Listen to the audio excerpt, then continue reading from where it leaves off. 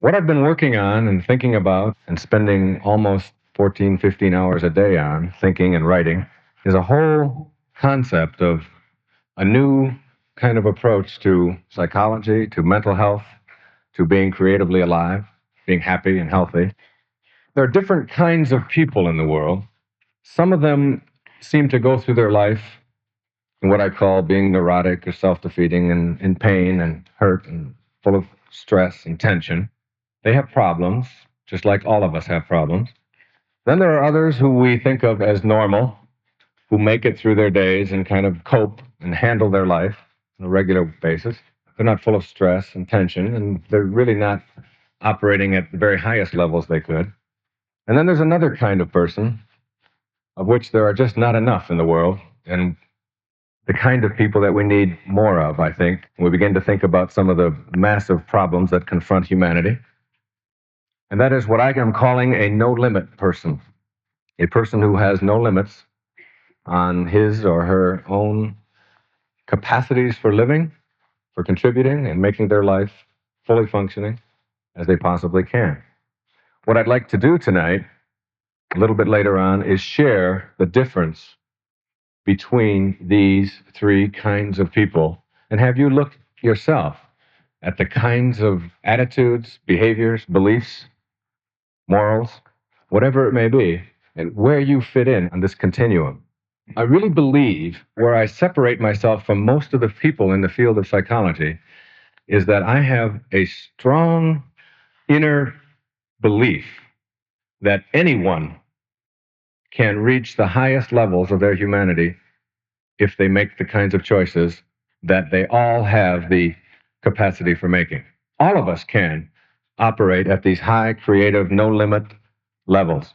And many of the people who preceded me in the field of self actualization and counseling and therapy have written from the perspective of yes, there are a few chosen people, and those few chosen people are very special and they're very unique. I don't think it's true. I think it's there for all of us. And I think that's what separates it out.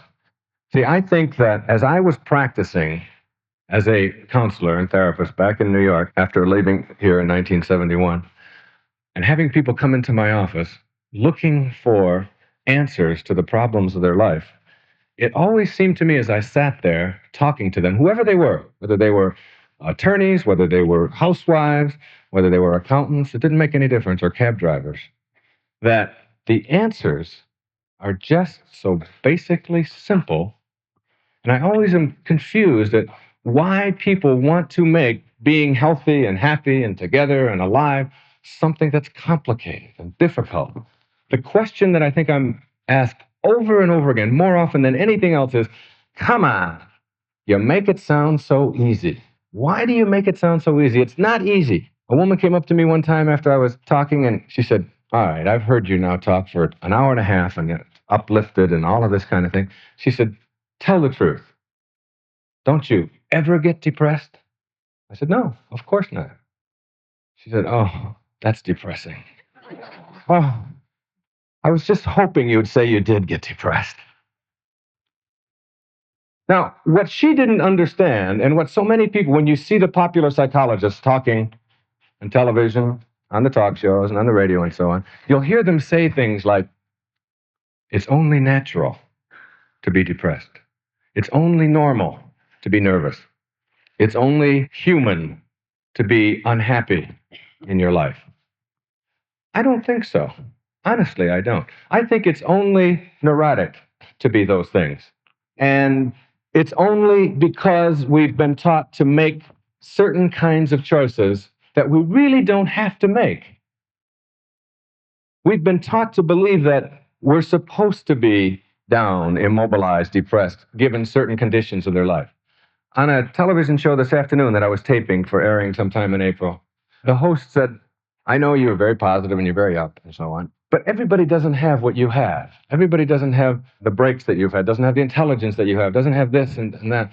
And there are guys that go out there and it's raining and they go out there and they wait for a cab and the cab doesn't come and somebody goes by and puts slosh all over them and you expect them to be up and positive at a time like this?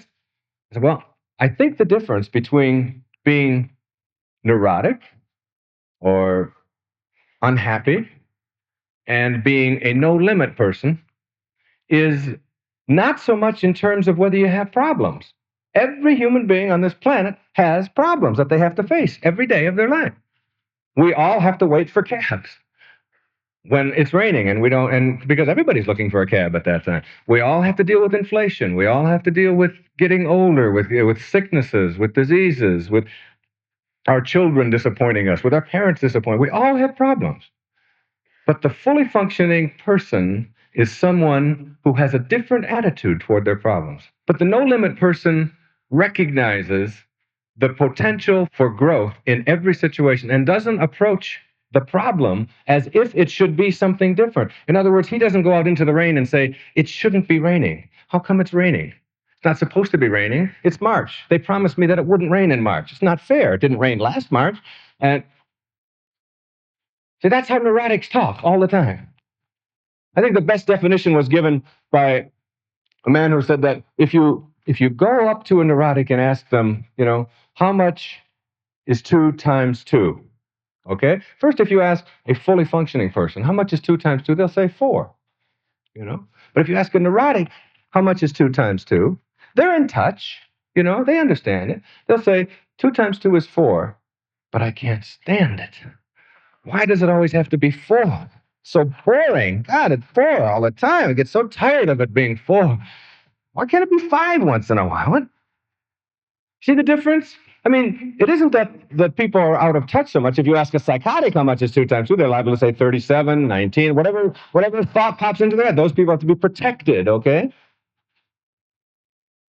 Well, here goes a no-limit person out there looking for a cab. He doesn't say things like, I know a cab isn't going to come. I just know it won't be here.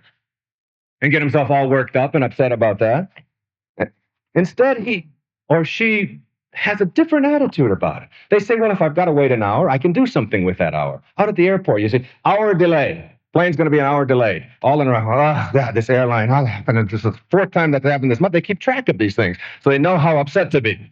They write them down. Let's see, this is this airline 5 times this month that they've been away. So they can be 5 times madder than they would be if they didn't remember how many times. And they go and they complain to the clerks. They go complain to the stewardesses, or they complain to the guys selling the tickets. Like they really care, whether or not your plane is going to be delayed an hour. It has nothing to do with them. They're paid to say whatever they say, and they say. Whereas the fully functioning person will go off and get a book, they'll go meet new friends, they'll talk to someone, they'll watch planes come in and notice how interesting it is to see people coming in and meeting each other. They'll watch goodbye behavior, they'll watch hello behavior, they'll go out to the observation deck. They will do anything other than sit around and complain about the way the world is. It has nothing to do with whether you have problems. It has to do with attitudes toward problems. I grew up right here in Detroit.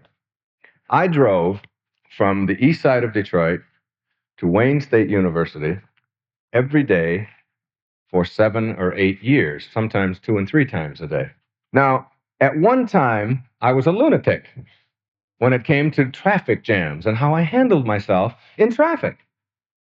The traffic would back up, and right away, I knew it would back up, you see, because every morning it did. But instead of using that time creatively, taking a tape recorder, maybe writing letters, doing some of my assignments from class or whatever it may be, I used that time to be crazy, you see. Here it goes again. I knew it was going to happen. And you see people blowing up, and then they get down to the university or they get home and they blame the kid. Meantime, the traffic just keeps getting backed up. See, what you learn when you become a fully functioning person is the traffic doesn't care.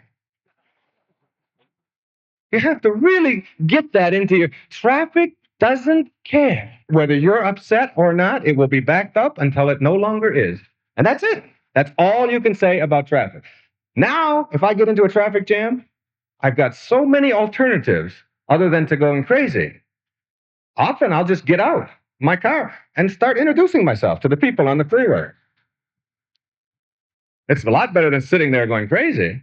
Or I'll start writing, or I'll use my tape recorder to get some letters done, or the audio tapes themselves. There's so many of them. You can learn a foreign language complete, beginning to end, driving to Wayne State University back in 4 years without ever taking French.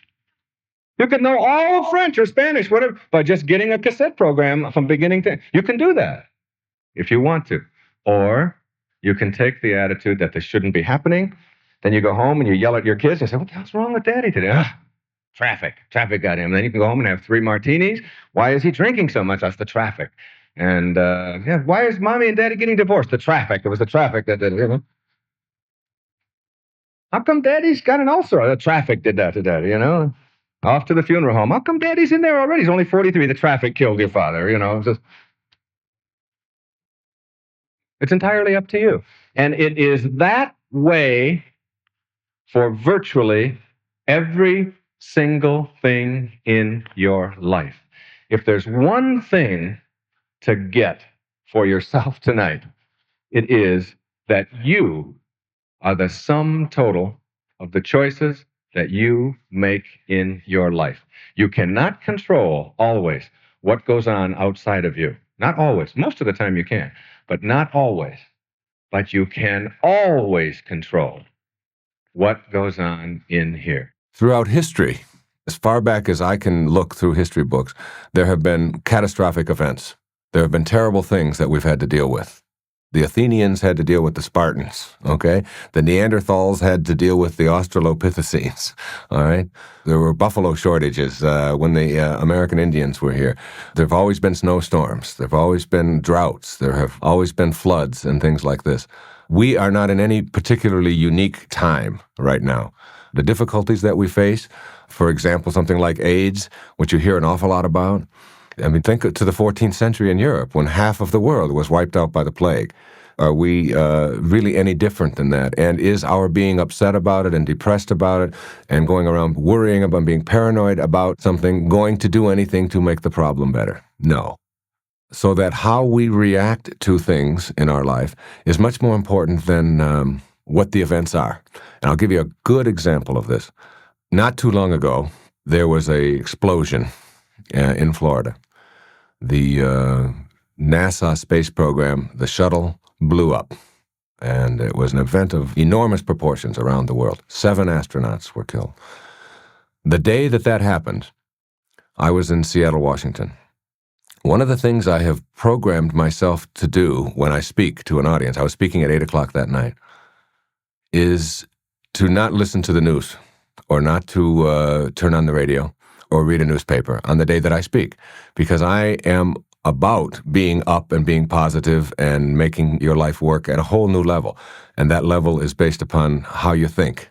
My feeling is, and my life is, that positive works, negative doesn't. Negative flies in the face of what the universe is about. It flies in the face of being a healthy person, that if you're positive, you can even affect your health, all right? The level of illness in you is related to the number of endorphins that are released into your system, and healing endorphins come from positive thoughts, and poisonous endorphins come from negative thoughts. We know that. The way that we think affects us. Our chemistry is affected by that. And, of course, our behavior and even our circumstances. So on the day of the shuttle disaster, I didn't know about it, all right? And it happened in the morning, and I was out in Seattle, so it was even earlier there. Now, 12 hours go by, and I'm going to go on and give a speech at 8 o'clock at night, and there's several thousand people waiting to hear me who have all paid to hear me give a message about being positive. And 10 minutes before I go on, someone came up to me and said, wasn't it terrible what happened to the shuttle, the explosion, and we lost all those astronauts, and isn't that terrible? And people were very upset. And I went instantly into this feeling like a grieving kind of, and I've got to go on in 10 minutes, all right? So I went out to my audience, and I said to the audience, what do you think made me feel so bad? And people raised their hand and say, well, that's a terrible thing that happened. And I said, there was an explosion and we lost human lives and it's a terrible thing. And all of those things are true. I said, but what do you think made me feel as bad as I feel right now about that? Well, the explosion and all that. I said, no. If the explosion was going to make me feel bad, then why did it wait 12 hours? It had already happened 12 hours before. It wasn't the explosion at all. All right? Explosions, disasters, catastrophes do not depress people. It is how you process it. Now, I'm not telling anyone that you ought to process an event like that in a way that says, oh, isn't that wonderful? And look at how terrific that is. And I really like it when we have floods. And isn't starvation terrific? And droughts are great. And explosions are none of that. What I'm saying is that you have to understand that nothing outside of you can make you unhappy, depressed, miserable, stressful, fearful, any of those things, all right? There's no stress in the world. There's no fear in the world. There's no anxiety in the world. There are only people thinking anxiously, stressfully, fearfully, and so on. So what you do is you take responsibility for how you feel. And that comes from the way that you process events, not from events themselves. And how you process an event determines totally your level of happiness and fulfillment and success as a human being. So that if you come home and your children are behaving in a certain way and you don't like that and you get yourself all upset, it isn't your children's behavior that is making you upset. It's what you do with your children's behavior. And you have the power, always, within each one of us, we have the capacity to process our world, or to think, if you will, in any way that we want to. And all of our emotional reactions, all of the things that clog us up, all right, the clogging is the negativity, the clogging is the physical imbalance, the clogging is the judgment, and you get clogged up with that stuff. You get so accustomed to say, she really makes me mad, or that thing really hurts my feelings, or the traffic gets me upset, or the terrible things that are going on in the world today, the fact that there are so many drugs on the streets and I have to worry about my kids take drugs and like that, or the war on a leak, or whatever. These are all have been, seems to me, that are going to be, until we raise whole new generations of people who believe in the purity of their ability to think in ways that transcend that. But until we get generations of beings who are ascendant in that way, we're going to continue to have a lot of circumstances that none of us like. And certainly there are going to be physical disasters, there will be natural disasters, there are going to be human disasters. There are some people who are part of them, and there are some people who are going to be part of the solution. The ones who are going to be part of the problem are the ones who believe that the problem is what makes me upset. Therefore, I can't do anything about it. The problem has to go away before my upset goes away. The people who are the solution are going to say that this is the condition of the world, these are the things that we have created, these are the things that are, and I am going to process them in a way that I can change it. So that means I can't be immobilized by my thoughts about things. It's like a volleyball game. There's a net between you and everybody out there, right? And the volleyball is this neurosis. It's got a big N on it. And somebody hits it to you and says, how dare you treat me like that? And then you have two choices. You can either take the volleyball. When my wife and I were in Germany, and we were in this Italian restaurant waiting, we had a plane delay. Oh, God, it was awful. She was crazy. She was a nervous wreck. No, it's not true. And we went in, and there was a waiter there. And this waiter was directly from Italy and was serving this wonderful pasta and all of these things. And he was a madman. He was a maniac. Every customer was getting him all upset. He would talk to the other head waiters and running back and forth and getting himself all worked up. Finally, I said, come on over here. I said, what are you doing this for? I do this all the time. You do therapy wherever you go, right? I said, what are you taking this so serious? All you're doing is serving spaghetti. It's no big deal. I said to him, before you're 50 years old, you're going to have a heart attack. Guarantee it, if you continue to behave that way every day. He said, look, what do you expect from me? I'm Italian. So, well, that explains it. I mean, his rationale for his behavior was, I can't do anything about it. I inherited it. I just got deficient anger genes. I've heard kids say that, when they're failing math. I can't help it. My father was lousy at math. My grandfather was, I inherited, deficient math genes. It's just not my fault. I can't do anything about it. The fact is that anything that goes on inside of you that is immobilizing, that gets in your way, that keeps you from functioning in the ways that you would like to function, that stops you from reaching your goals, whatever they may be in your life, anything inside, you choose. It's yours. You own it all. And if you don't like anything about yourself, anything, are you shy? Are you nervous? Are you afraid? Are you somebody who can't handle getting up in front of groups because it scares you? Are you someone who gets angry too much? Do you find yourself being manipulated and controlled by other people too often? Are you afraid to stand up for what you believe? Are you a terrible cook? Are you lousy at tennis? Do you haven't got a backhand? Whatever it may be, it doesn't make any difference. You are the sum total of the choices that you make in your life. If you don't buy that, if you buy into another system, which a lot of psychologists will teach you, which is it's in your unconscious. You can't help it. After all, you're a middle child. What do you expect from a middle child? You know, certainly can't have any identity of your own. Or maybe you're an only child. Oh, God. Maybe you're the youngest of 12. You had 11 parents, all your life. Somebody telling you what to do from the time or maybe you were the oldest and you had to be a parent for 9 others or whatever. You can use any excuse that you want, or you can just say, the devil made me do it, or it's God's fault. A lot of people blame God. God and mother are most responsible for all of the things that are wrong with us. The classic, the one I heard over and over and over again in all the years. And I announced it on network television one night. I said, I came here tonight for one reason. I want to tell everybody in America that your mother liked your sister better. I heard it every day for 20 years. It must be true. I can't do it. My mother liked my sister better. No wonder I can't. She was the one that got all the attention. I didn't get anything. Her pictures and all the photographs. Nothing for me. I know some of you don't have a sister and you think, well, then that's not the reason. She wanted one. Really? And she would have liked her better. I guarantee it. It's taking responsibility for everything that goes on in your life, which is what Wayne Dyer is about, if you really want to take it home to anybody else. No blame is allowed for anything that goes on in your life. There's just a simple little maxim.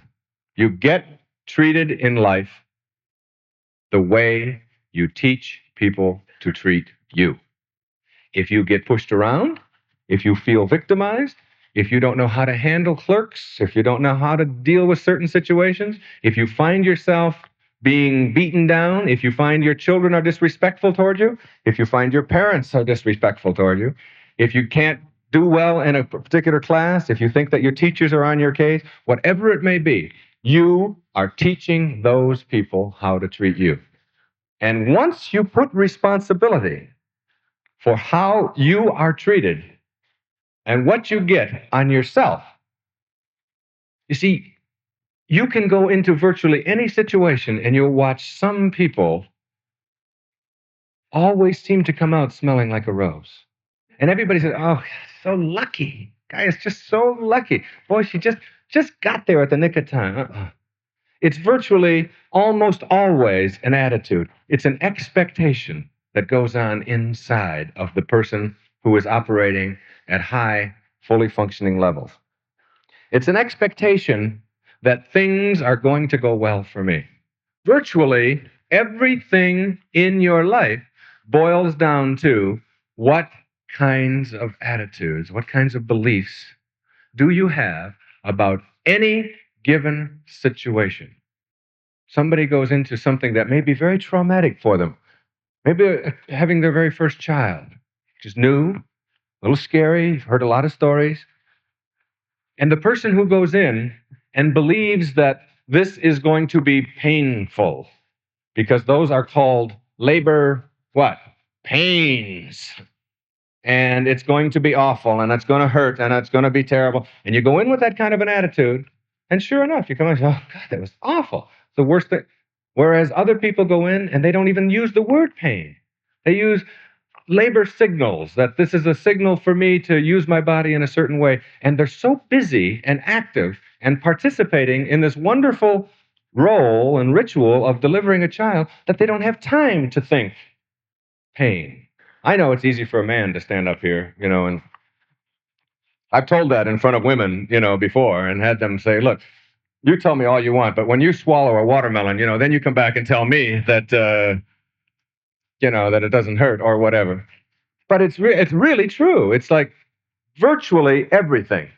You try to set your expectations in such a way so that you understand that your life is nothing more than a series of choices.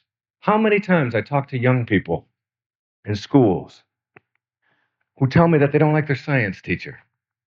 They don't like their math teacher. They don't get along with their biology teacher. They can't stand this or that. And I asked them, what are your goals? Why are you going to biology? Are you going there because you have to go there? You're making the choice to go to school. You could decide not to go if you wanted to. You could become a truant. There's all kinds of options available to you. You're there because you elect to be there. What do you want out of it? They don't want to learn to be a master biologist, most of them.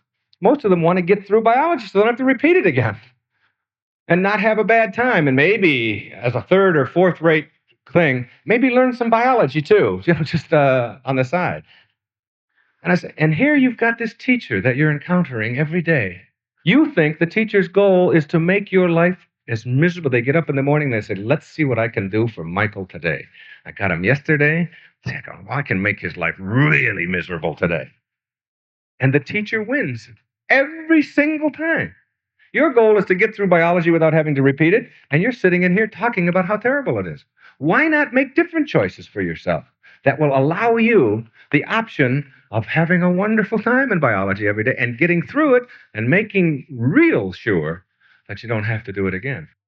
I was in Michigan, and I was giving a speech the next morning. Now, whenever I give a speech the next morning, one of the things that I do is I run. Of course, I run every day. I've run now, we're talking 11 years of never missing a day of running. All right, so almost 4,000 consecutive days. It was very cold in Detroit. So when it's cold, I decide to run inside rather than outside. And it's a nice choice. I didn't realize I had this choice a few years ago. I used to always go out and struggle through the cold nights and all of that when I arrived in a city and had to do my running. Now I just take a pair of shorts and a T-shirt and I run in the corridor of the hotel. Whatever hotel I'm staying in, there's nobody in there, and it's carpeted and it's air conditioned or it's warm or whatever, and I just do my running up and down the corridor. And I don't look in the faces of the people who happen to be coming in for room service. I just don't look at them because they just think that that's a very strange thing to do. But I don't run my life based upon other people thinking what I'm doing is strange. I want to do my running, and that's the only thing that I have in mind. That's the goal. So I was out there running up and down the corridor, and in room 226, there's this screaming going on. This woman is screaming at her husband, and you can hear the whole scene unfolding. And he was supposed to have been there by 4 o'clock, and he didn't get there till 6 o'clock. I could tell you the whole story of their life based on this screaming, because as it got real good, I would slow down going by room 226, right? Because there's so much material in hotel rooms and in corridors. I picked up a lot of good material.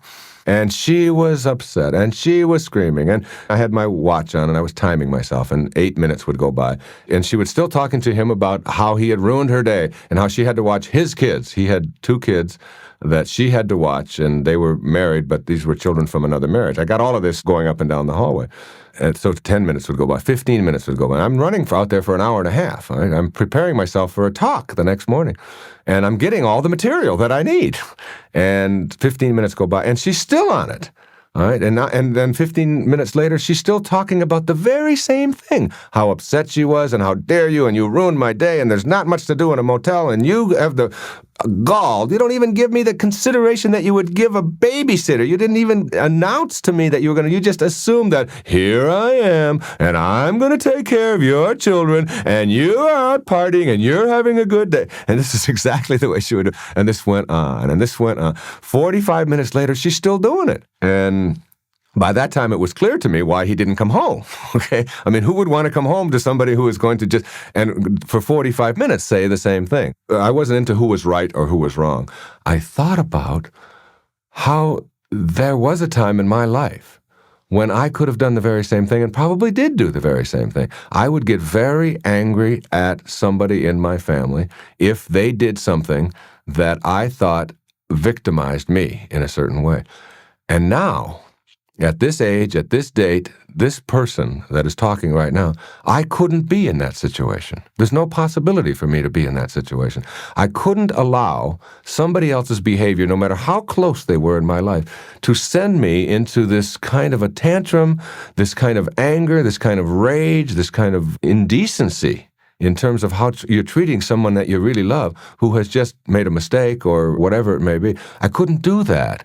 And that's the nice thing about getting more enlightened as you move through life. The clock never turns backwards. Once you experience that nobody else can control your emotions, you don't get it because you've read my books or listened to my tapes or done any of that. You get it because you experience it and you go through it.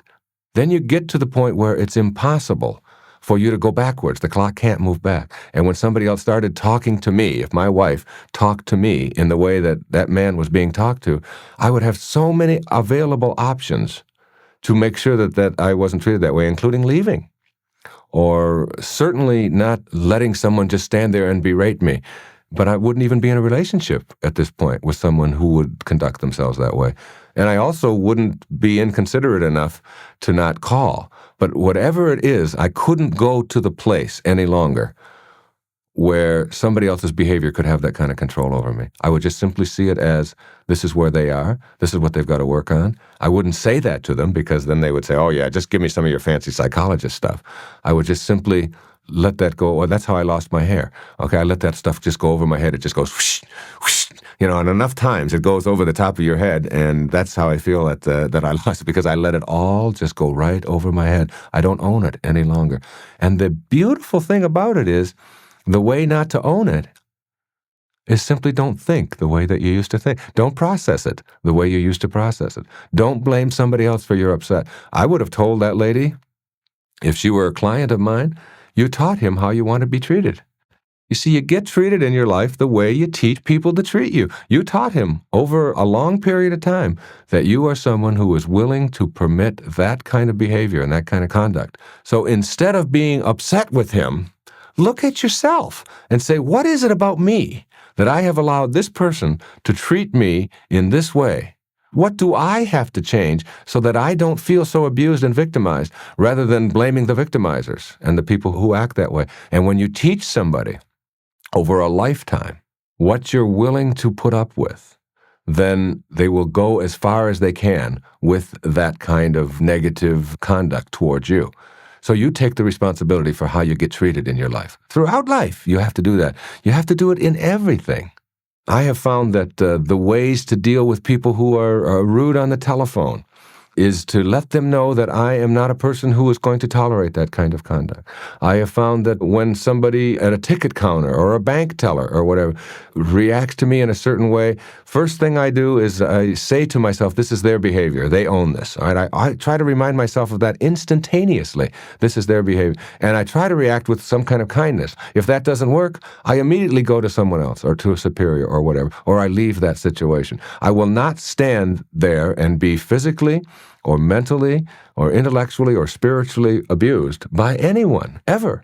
Because I know that if you allow that to happen, it's because I have given that person permission to treat me that way.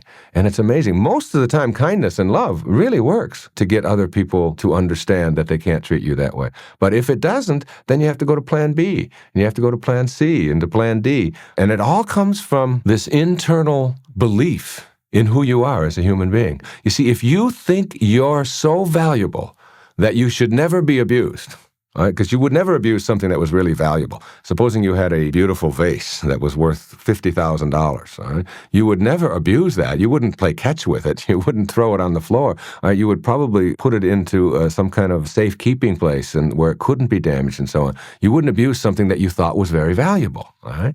Well, the same thing is true of yourself. If you think of yourself as very valuable, very important, very significant as a human being, then you would never, ever allow yourself to abuse it, and you wouldn't allow someone else to abuse it. And most abuse that people have, whether it's their own smoking or their own overeating or their own alcoholism or whatever, it comes from a belief, a fundamental belief that what I'm abusing isn't worth anything. Most people who are lonely only because they don't like the person they're alone with. If you like the person you're alone with, being alone is never lonely. It's just terrific. I've got some opportunity now to be with this terrific person. But if this person I'm alone with is really sort of contemptible and unacceptable to me, then I'm looking for somebody else to fill in the voids, all right? It applies to external abuse as well. And I'm not just talking physical abuse. I'm talking any kind of activity which you find yourself being treated in less than the perfection that you are. Each one of us is a part of a perfect universe. And we are as much a part of the universe as anyone else or anything else is in it. In a perfect universe which works on harmony and cooperation and love, there are no mistakes. So you're not a mistake. You are a part of the perfection of it. If you believe that about yourself, the first time that you begin to see other people behaving towards this perfection, this object of beauty and this object of importance, then you react the way you naturally would react to someone who's abusing something beautiful. You wouldn't allow that. In The Death of Ivan Ilyich, Tolstoy's wonderful short story, Ivan Ilyich was an accountant in Moscow who was on his deathbed knowing that he was going to die. And the story is the story of what is going on inside of him as he passes his life in review.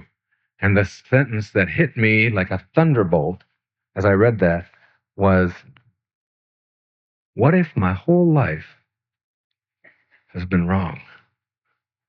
What if I did it all wrong?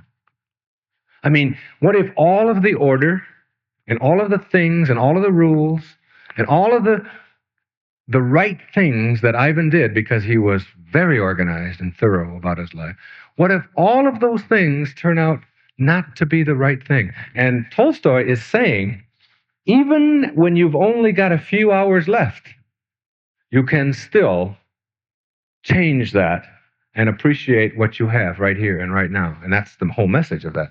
It does seem a bit late to me, and not something you have to work on. But I wonder how many people in this audience tonight have had a close brush with death, or have had somebody close to them have that, or maybe been in an accident where you have been there on that bed wondering whether you're going to survive.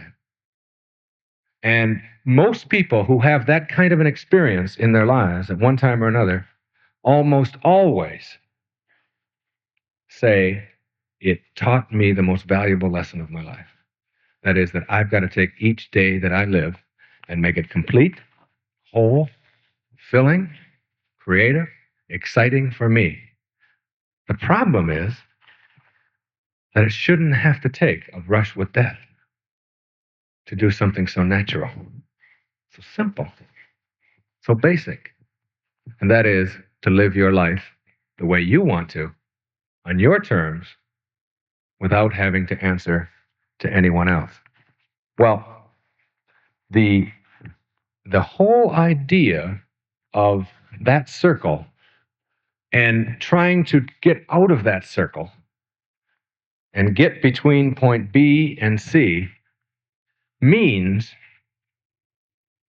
taking each day of your life as if it were the last, not as if it were the first.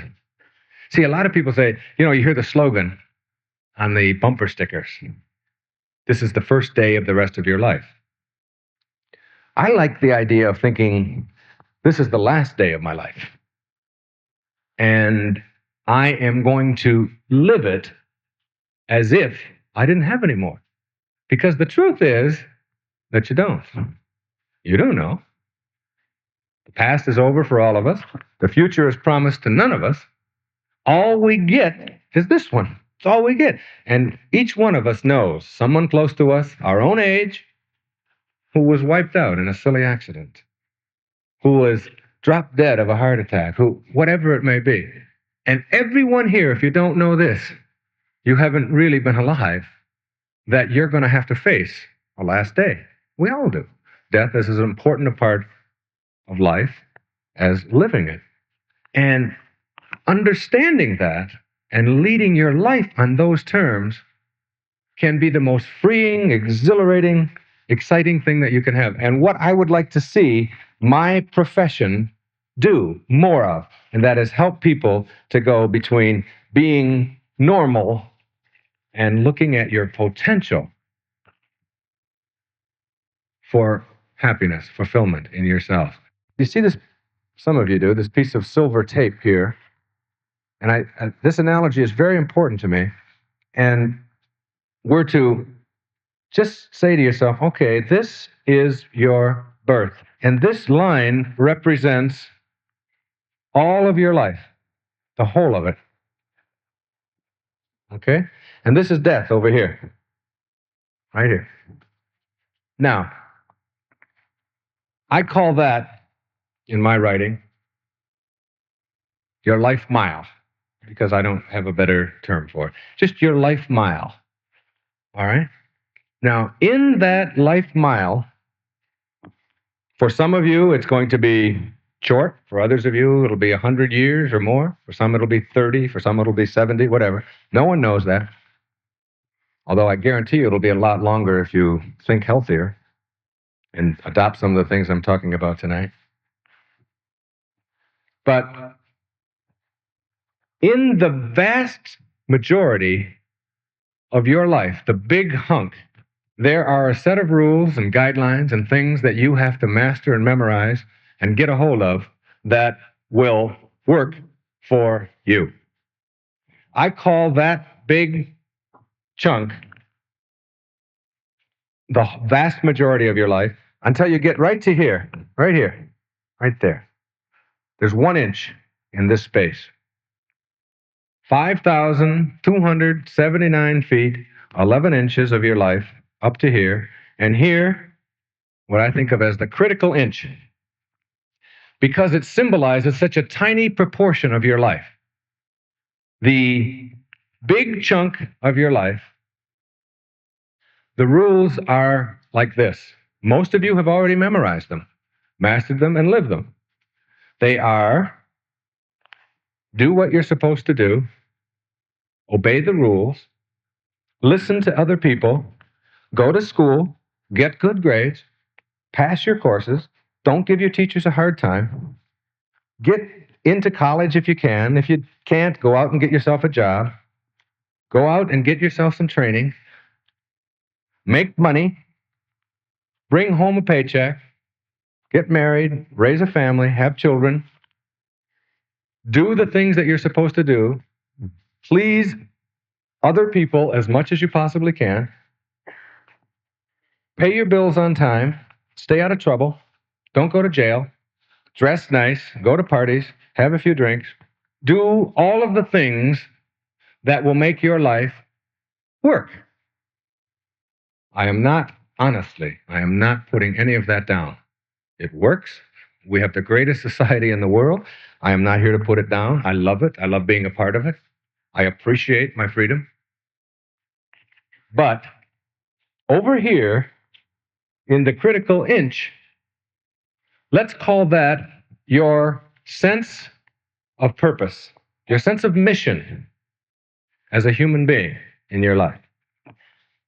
In the critical inch, the rules are exactly the opposite as they are for the big chunk of your life. Exactly the opposite. You can do all of those things that I've just described, all of those rules, and memorize them and get through them and be good and please other people and all, and you will get through your life with a minimum of trouble and stay out of jail and so on. I guarantee you it is impossible to have a sense of purpose in your life by following those rules. Not possible. You cannot have a sense of purpose by pleasing other people. The rules over here say, save for the future. Think about when you retire. Think about your goals and your objectives. That's wonderful, and it helps, and if you've got kids going to college and all these things, you have to do some of that.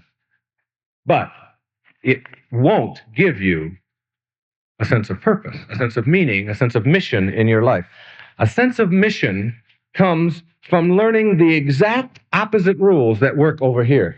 And part of my mission is to change this inch into the big chunk and make those other rules the insignificant inch of your life. If you try to get a sense of purpose by living your life through your children, you will always be frustrated, even though you'll be a wonderful parent. By definition, you cannot feel fulfilled by someone else's accomplishments. You can only stand back and vicariously watch them. But you can't get an internal glow sense of what you're doing here on this planet. I, without exaggeration, believe nothing is more important to you as a human being than having a daily sense of purpose or mission about your life. Everybody I've ever met, when I get past all of the defenses, wants to feel significant, unique, special, important as a human being. You can't do it by living in the future. The critical inch, you live now, today. You live in this moment. In the big chunk, you live in the past or you live in the future. In the critical inch, you literally allow yourself the freedom to enjoy a moment. Or in the big chunk, you postpone that gratification, that joy. Over here in the big chunk, money, prestige, power, promotions, awards, things like that give you a sense of purpose. Over here, inner, what you feel about yourself. How you evaluate what you are as a human being gives you a sense of purpose. These other things pay your mortgages. These other things give you things to put on your wall. Those are nice. But they don't give you an inner sense of purpose. We all want to leave footprints in one way or another. And transcending the rules over here, getting out of more, better, better, better, getting out of IFD, idealizing, frustration, demoralization, getting out of panic, getting out of inertia, getting out of striving, getting out of those things is what this is about over here. And it's different. It's really different. Over here, you consult your outer signals, your external signals, all the things outside of yourself. Over here, inner signals. What do you believe? Over here, you get up in the morning and you go to that job, and you know in your heart that you no longer feel fulfilled in it. You know you've mastered it. You know how to do it. You've done it for 20 years or 30 years or 4 months or whatever. The challenge of it is no longer there. The fulfillment that you once felt in it is not there anymore. It is drill. Remember? Drill. 1, 2, 3, 4. It's drill. Drill is not fulfilling. It just keeps you automatically responding the way you've been doing for the external paycheck, which you turn in, and the inner peace that you want isn't there. Well, in the critical inch, you get out of that. You leave that. I know what you think, all of the responsibilities, all of the risks, all of that, but I'm not talking about that right now. I'm talking about how you feel about yourself. We can talk about the results. Most people who take the risks do better than they ever did before in all of the traditional payoffs that they think of as important. They end up making more money even though they're not looking for it. They end up with more personal things in their lives, better relationships in their lives, more time for the things that are important, which is spending time with your children and loved ones and so on. Henry David Thoreau said about success, he said, if one advances confidently in the direction of his own dreams and endeavors to live the life which he has imagined, he will meet with a success unexpected in common hours. You know what that means? To me, that means, it makes me shiver just to say it. It means when you take the risks and advance confidently to do the things that mean something to you, not to pay your bills, not to be the good supporter or the good wife or husband or father or mother. Advancing confidently, living your life your way, that success, ironically, follows you in ways that you've never dreamt were possible before. But when you chase success, paychecks, more money, bigger vacation, blah, blah. When you do that, then you are living right and you're getting by and doing all the things you're supposed to. But in here, there is no inner peace. And when you lack, as a human being, inner peace, you lack a reason for living. You lack a sense of purpose.